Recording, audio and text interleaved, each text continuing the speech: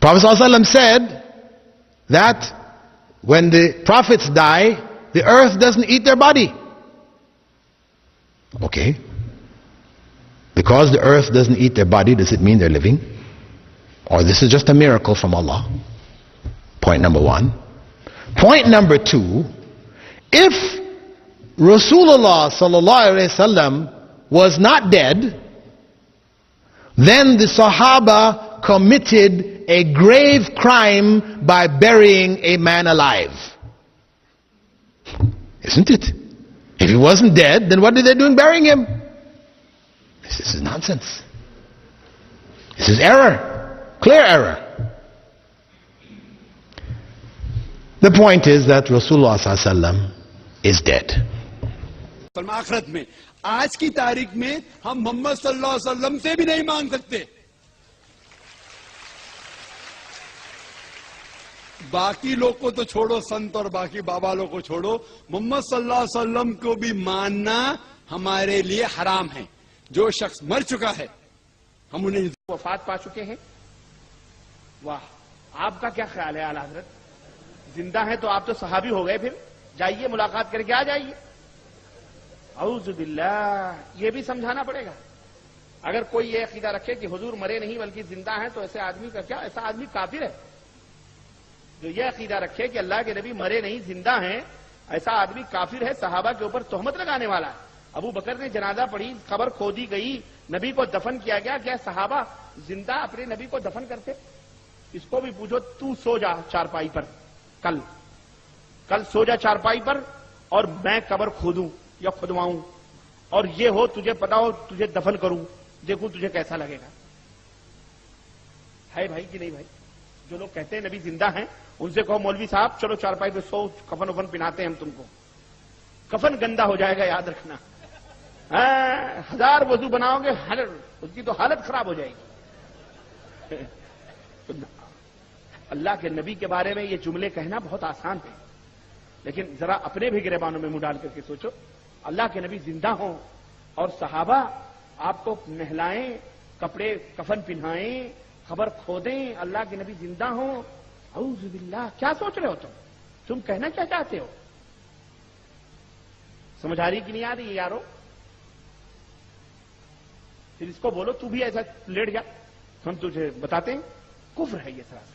और जो लोग, और बाद मौलवियों ने थे औज़ु बिल्लाह अपनी किताबों में अपने आप को पता नहीं क्या क्या उनके मौलवियों ने लिखा है, अपनी किताब, उनका अकीदा है कि अल्लाह के नबी जिंदा हैं। अल्लाह के नबी की विरासत इसलिए तकसीम नहीं हुई क्योंकि जिंदों की विरासत तकसीम नहीं होती। हमने कहा लअनतुल्लाहि अलल काज़िबीन, अल्लाह के नबी ने विरासत खुद फरमाते हैं कि नबी क्या छोड़ के जाते हैं? नबी कोई विरासत छोड़ के नहीं जाते, नबी की विरासत इल्म है। क्या है? इल्म छोड़ के जाते। इसीलिए उलमा वारिसीने अंबिया हैं, उलूम नबूवत। तो नबी सल्लल्लाहु अलैहि वसल्लम के बारे में इस तरह का अकीदा रखना। और एक मौलवी ने तो यहां तक लिखा नऊज़ु बिल्लाह कि ये और ये दोनों इसी भारत के, भारतीय मौलवी, नेपाली नहीं, भारतीय नोट है ये, दोनों यही के। एक कहता है कि नबी सल्लल्लाहु अलैहि वसल्लम ऐसे जिंदा हैं जैसे दुनिया में जिंदा थे। हदीस मेराज में हाफिज इब्न कसीर ने लिखा, जैसा कि अभी मुझसे पहले मौलाना आबिद रजा साहब मिसबाही ने भी फरमाया कि मस्जिद अक्सा में तमाम अंबिया किराम जमा थे। हाफिज इब्न कसीर लिखते हैं, 2 हदीसें नकल की कि नबी करीम सल्लल्लाहु अलैहि वसल्लम ने फरमाया मस्जिद अक्सा में तमाम अल्लाह के नबी मौजूद थे और मैंने उन सबों की इमामत की। दूसरी रिवायत इस तरह आती है कि हज़रत जिब्रील अमीन अलैहिस्सलातु वस्सलाम ने कहा, या रसूल अल्लाह सल्लल्लाहु अलैहि वसल्लम, अल्लाह ने जितने अंबिया किराम मबऊस फरमाए वो सब के सब आज आपके पीछे उन्होंने नमाज अदा की। मस्जिद अक्सा में तमाम अंबिया किराम का हाजिर होना और नमाज अदा करना इस बात की दलील है कि फिजिकल बॉडी के साथ मौजूद थे, जिस्मानी जिस्म के साथ मौजूद थे।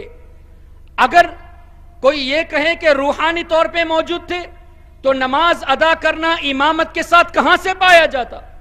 حافظ ابن کثیر نے بھی اس حدیث کو نقل کیا کہ انبیاء کرام حاضر تھے اور نبی کریم صلی اللہ علیہ وسلم کے پیچھے نماز ادا کی.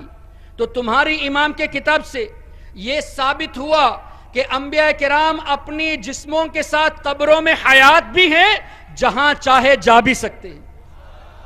صرف حیات نہیں, جہاں چاہے جا بھی سکتے ہیں.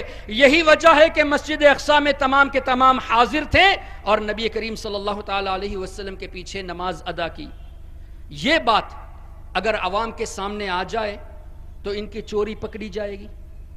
یہ تو انبیاء کرام کی حیات کے منکر ہیں, ان کے امام نے لکھ دیا. اب عوام کو کیسے اس سے چھپا کے رکھا جائے, کس طرح عوام کو اس بات سے پوشیدہ رکھا جائے.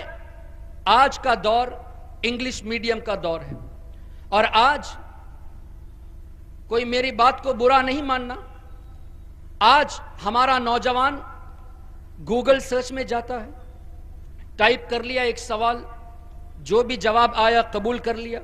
یہ نہیں دیکھتا کہ یہ ویب سائٹ جہاں سے جواب آیا یہ شیعوں کا ہے یا قادیانی کا ہے یا اہل حدیث کا ہے. یہ نہیں دیکھتا, جواب آیا اس کو قبول کر لیا. تو آج وہابیوں نے کیا چال چلی, اس سوشل میڈیا کے استعمال سے ہمارے سنیوں کو کنفیوز کرنا چاہا, اس طرح کہ ان کی جتنی بھی کتابیں انگلش میں انہوں نے ٹرانسلیٹ کی, ان کتابوں کو اپلوڈ کیا, اور اپلوڈ کرنے سے پہلے چھاپنا ضروری ہے. چھاپنے میں ایک انگلش ورژن نکالا ابن کثیر کا, جس میں ہمارے عقائد کے تعلق سے جتنی احادیث عربی ابن کثیر میں ہیں انگلش میں سب کو نکال دیا. ان میں سے ایک حدیث نبی کریم صلی اللہ علیہ وسلم کی بارگاہ میں حضرت جبریل امین علیہ السلام حاضر ہوئے.